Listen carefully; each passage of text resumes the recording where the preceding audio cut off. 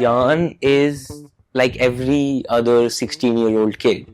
He wants to be seen, he wants to be heard. My dad said, she deserves better, son.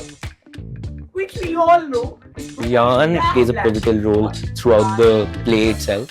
I saw someone who I could relate with, who someone audiences could relate with, not only for me, for both the characters, Rian and Tanmay. There are some things which are different, or some things which will shock the audiences. What the fuck are you talking about my mom? It's extremely fun and I get to learn a lot, but it requires a lot of work.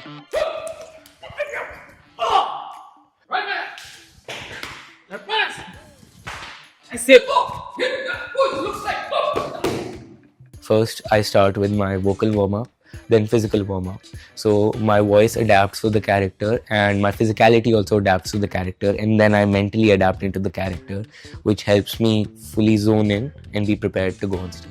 It's really important for people to watch this play because it opens their eyes to what the world has become, what the world was, and what the world will always be. The play pinpoints some things which might hurt, which might be relatable, which might trigger some emotions, but I think that's very necessary, and that's what theatre is made to do. It's supposed to invoke a feeling in the audience, and I think this play really does.